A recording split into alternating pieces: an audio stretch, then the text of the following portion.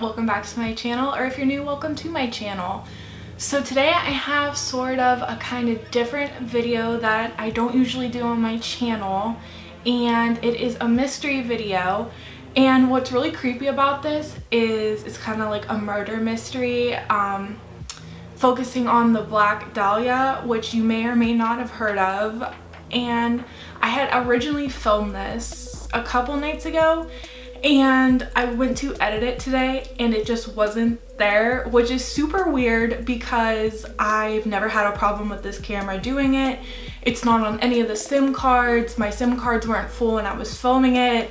The battery was on. It said it recorded it. It was just really weird. And I've always heard of YouTubers being like, oh, it deleted my footage, but it really deleted my footage. So I don't know, I just thought that was kind of weird and creepy, but I'm still gonna tell it for you guys anyways because I really wanted to share my findings. I've been very passionate about this murder mystery case for as long as I can remember, and so I did some research and I want to share my findings with you guys. So if you want to learn about the mystery of the Black Dahlia, then just keep on watching.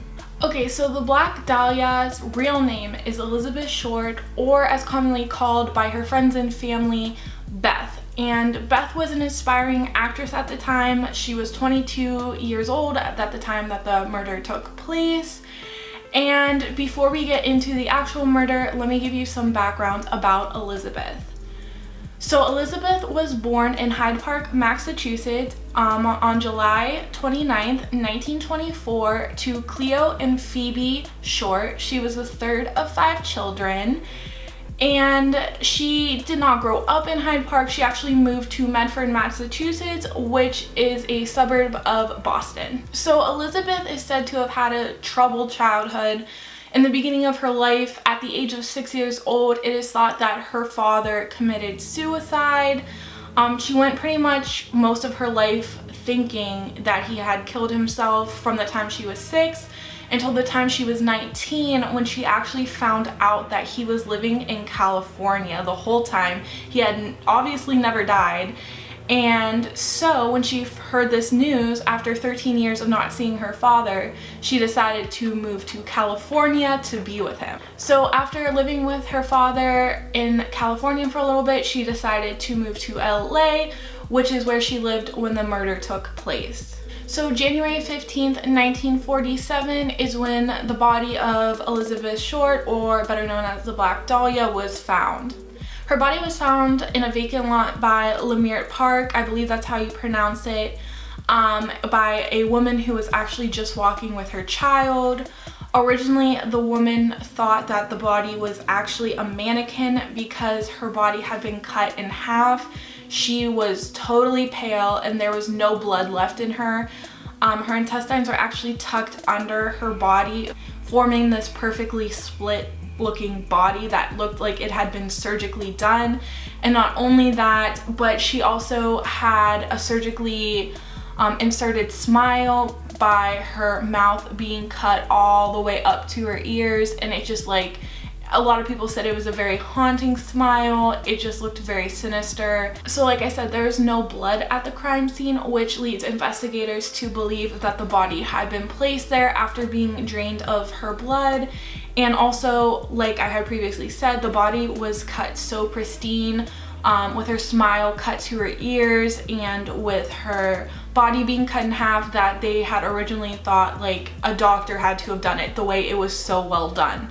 So the last place Elizabeth was seen was the Biltmore Hotel in downtown Los Angeles, and it's even thought today that she still haunts the Biltmore. It said on the first floor that you could see Elizabeth walking in a black dress and then just walking into a wall and disappearing. There's also been sightings of her on the 10th and 11th floor as well. So a lot of people wonder, how did Elizabeth acquire the name the Black Dahlia?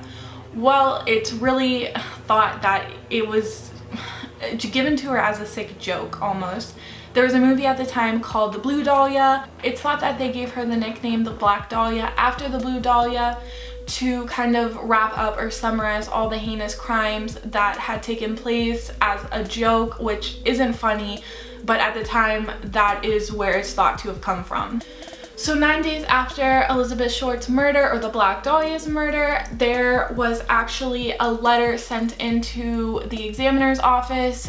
The letters were cut out newspaper letters. You know how you could just like cut out the newspaper letters?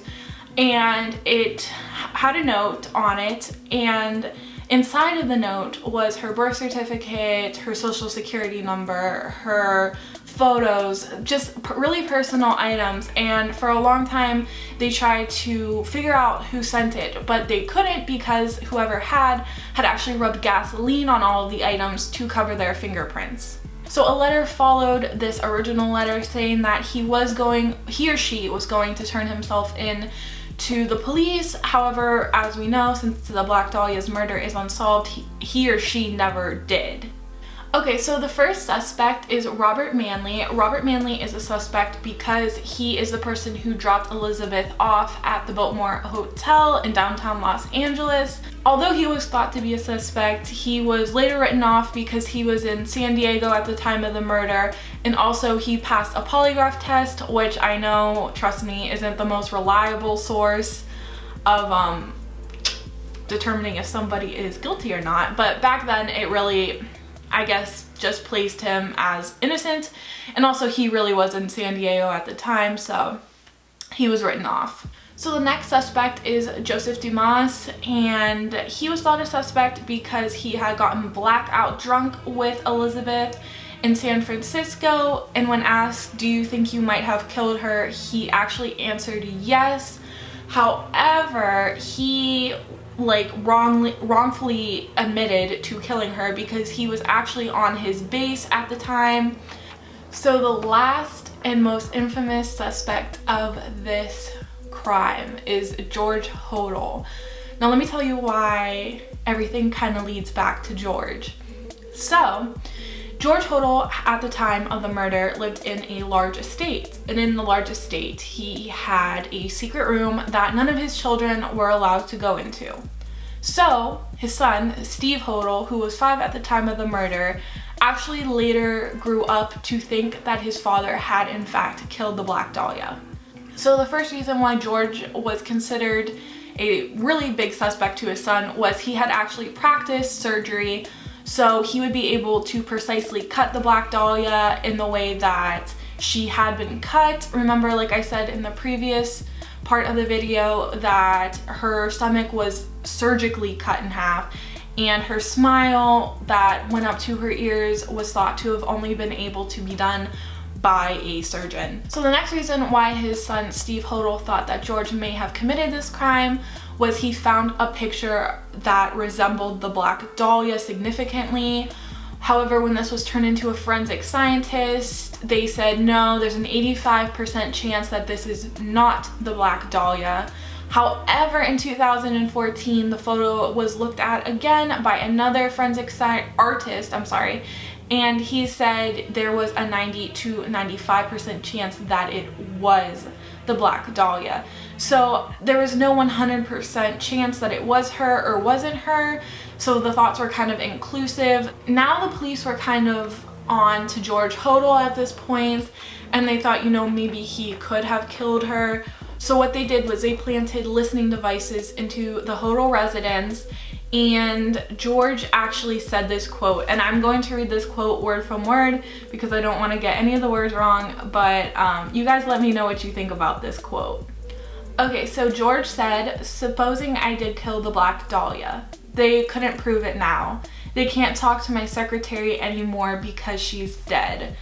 So, I mean, I don't know why you'd even say that if you weren't guilty. Like, you can't talk to, even if I did do it, you can't talk to her anyways because she's dead. Do you know what I'm saying? That seems kind of a little bit guilty in my opinion. But another thing worth noting is a witness actually said that George and Elizabeth knew each other. I didn't have a whole lot of details on this statement. However, I thought it was a good point to put into this video, that somebody said that they knew that Elizabeth and George had known each other. So there's another theory that the LAPD was very corrupt at the time, and George Hodel, being pretty well-to-do, actually paid them off, the LAPD off, because it was later in the trial that all of the physical evidence for Elizabeth Short's murder had gone missing, and it was just really suspicious. And a lot of people thought that the police had gotten rid of it because they were paid off, and that they were just trying to cover George. Honestly, they were just trying to cover him up. So when Steve thought he had enough evidence to kind of, you know, prove his point that his father had killed the Black Dahlia, he returned to his former home with police dogs who sniffed out remains of a dead human on the Hodel's soil on their property. So when he had this evidence, he sent it in and it came back positive for human remains. So it's not really saying that George necessarily killed the Black Dahlia, but it is saying that he was no stranger to murder. He could have killed before, and the Black Dahlia might have just been another one of his victims. However, when Steve Hodel asked permission to dig up where the soil was that had the human remains, the city pretty much told him no, because it was private property and he can't dig on it, even though he had this huge lead, which I don't really understand, but they won't let him do it because it's private property. And yeah, so that kind of remains a mystery in itself. On to write a book called The Black Dahlia Avenger, which kind of is just like an investigation on the Black Dahlia's murder and it leading him back to his own father, George Hodel, and why he thinks George might have done it. And then he had written a second book called The Black Dahlia Avenger, and it's kind of just a follow-up of his investigation and what he's found and everything like that. And they got pretty good ratings on Goodreads. If you guys are interested in this mystery like I am and you want to read them, they are out there if you're interested. So that's all for George Hodel. However, now I'm just going to add a theory in there because when I was doing some research, this theory kept popping up for some reason, and a lot of people actually believe it. So it said that the Black Dahlia was actually in fact pregnant, and she was either having an abortion that went wrong, or somebody tried to kill her so that she wouldn't have the baby, and that's why she's kind of like cut in half, and they just don't know if it could have been an abortion gone wrong. I mean, I don't know, I didn't really find a whole lot of information on that. However, it's really thought that this theory is kind of far-fetched because there's no physical evidence that Elizabeth was ever pregnant, so they kind of just put that theory to rest. So like I said, unfortunately the murder was never solved, and we're not sure if it ever will be solved. I think Steve Hodel honestly has a good case built up, but whether or not people listen to him, I'm not too sure. I'll tell you guys what I think. I personally think that there's enough evidence that Hodel did it to, you know, really just put this case to rest. However, we'll never know because they're not letting Steve Hodel dig up on his property, which I think is totally stupid because I feel like he has a really good lead and they're kind of just halting him from making progress. I know it's private property, but you would think that you could make an exception for something like this, especially when police dogs found human remains in the soil, like, you know. But if you wanted to ask my opinion, like I said, I think George Hodel did it. There's enough evidence. And yeah, but let me know what you guys think in the comment section down below. Who do you think did it? Or my theory was right, that maybe it was an abortion gone wrong. I really want to know what you guys think because I love mysteries like this and I love listening to what people's theories are or who people think did it. So yeah, just comment it down below and like and subscribe if you enjoyed the video. And I love you guys so much, and I hope I didn't freak anybody out too bad. But I just want to make this video because it was something that I've been really passionate about and I did a lot of research on it, and I hope you guys liked it. So don't forget to like and subscribe like I said, and I will see you guys in my next Coffee Talk Friday. Bye guys.